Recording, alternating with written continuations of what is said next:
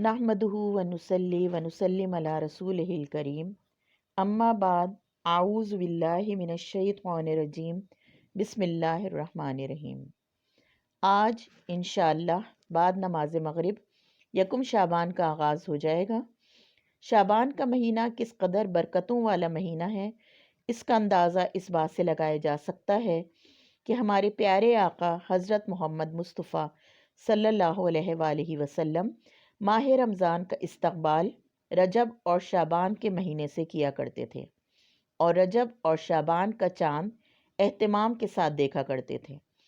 इस ज़मन में सैयदना अनस बिन मालिक रज़ियल्लाहु ताला अन्हु से रिवायत है कि जब आप सल्लल्लाहु अलैहि वसल्लम का रजब का चाँद देखते तो ये दुआ फरमाते, अल्लाहुम्मा बारिक लना फ़ी रजबा व शाबाना व बल्लगना शहर रमज़ान।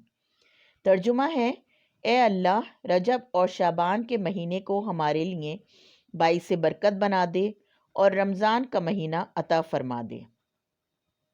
यही वजह है कि अल्लाह ताला ने अपने महबूब सरकार दो आलम सल्लल्लाहु अलैहि वसल्लम की दुआ के तुफ़ैल रजब और शाबान के महीनों के साथ बहुत सी खैर बरकत और फ़ज़ाइल समरात को जोड़ रखा है। रमज़ान के महीनों के साथ साथ इन महीनों में भी अल्लाह की ख़ास रहमतों का और इनायतों का नुज़ूल होता है। उम्मुल मोमिनीन हज़रत आयशा सिद्दीक़ा रज़ियल्लाहु ताला अन्हा फरमाती हैं कि रसूलुल्लाह सल्लल्लाहु अलैहि वसल्लम दूसरे महीनों की निस्बत शाबान की ज़्यादा हिफाजत करते, यानी शाबान की तारीख़ें मालूम करते और याद रखते थे और माह शाबान का चाँद देखने का ख़ास एहतिमाम करते और सहाबा किराम रिज़वानुल्लाह ताला अजमईन को भी इसकी हिदायत करते।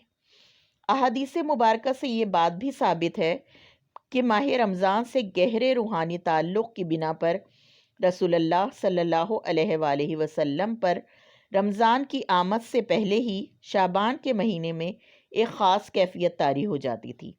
इसलिए हमें भी चाहिए कि शाबान के महीने की कदर करें, अल्लाह ताला से खूब दुआएं मांगें, अपने गुनाहों की माफ़ी मांगें और रमज़ान की तैयारी करें। शाबान के अहकाम व फ़ज़ाइल में सबसे अहम और बाबरकत अमल रोज़े रखना है, लेकिन जितनी ताकत और हिम्मत हो उतने ही रोज़े रखे जाएं। अपनी जान पर जुल्म करना अल्लाह ताला को भी पसंद नहीं है कि उसका बंदा सवाब के लालच में अपनी जान और ताकत से ज़्यादा इबादत करे। इस ज़मन में बुखारी की एक हदीस है, आप सल्लल्लाहु अलैहि वसल्लम पूरे शाबान के रोज़े रखते और फरमाते, नेक अमल उतना ही किया करो जितनी तुम्हारी ताकत है, क्योंकि अल्लाह सवाब देने से थकेगा नहीं, तुम ही थक जाओगे।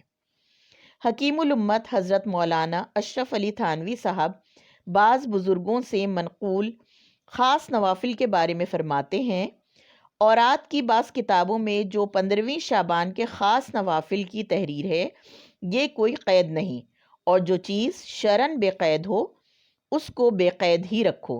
मतलब ये है कि ज़रूरी नहीं कि हम वही नवाफिल पढ़ें और उसी तरतीब और तादाद के साथ पढ़ें जो उसमें तहरीर है। हदीस में नवाफिल की कोई क़ैद नहीं आई है, बल्कि जो इबादत आसान हो वो कर लेनी चाहिए।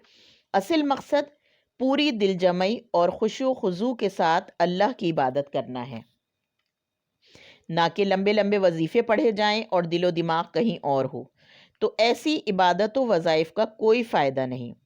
इसी तरह 15 शाबान का रोज़ा रखना बाइस सवाब है, लेकिन लाजिम व मलजूम नहीं।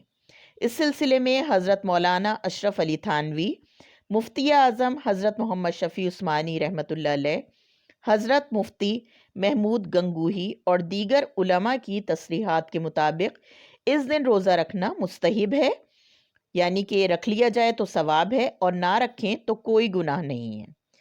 माह शाबान में कसरत के साथ दुरूद शरीफ का विर्द करना चाहिए। सूरह यासीन, मुज़म्मिल और दीगर सूरतों का एहतमाम करना चाहिए। कलमे का विर्द करना चाहिए। सदक़ात व इस्तग़फ़ार का एहतमाम करना चाहिए। रसूलुल्लाह सल्लल्लाहु अलैहि वसल्लम से पूछा गया कि इस महीने का बेहतरीन अमल क्या है, तो आपने फरमाया, सदक़ा और इस्तग़फ़ार।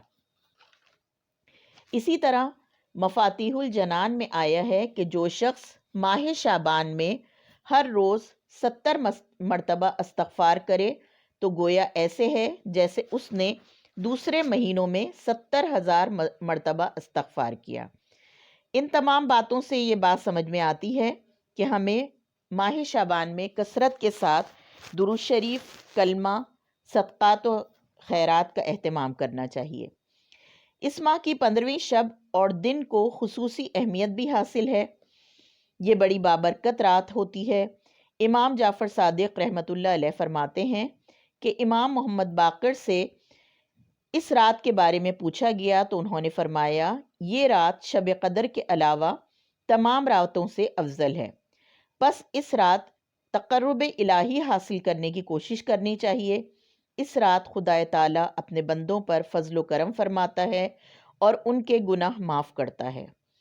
حق تعالیٰ نے اپنی ذات مقدس کی قسم کھائی ہے کہ اس رات وہ کسی سائل کو خالی نہیں لوٹائے گا سوائے اس کے جو معصیت و نافرمانی سے متعلق سوال کرے۔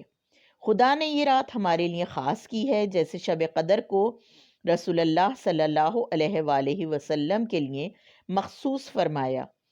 بس اس شب میں زیادہ سے زیادہ حمد و ثنا الہی کرنا چاہیے، اللہ تعالیٰ سے دعا و مناجات کرنا چاہیے اور اس رات کی شان میں درود شریف اور دیگر اذکار کا اہتمام کرنا چاہیے۔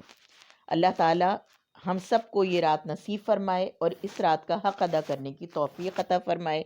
آمین، اللہم آمین۔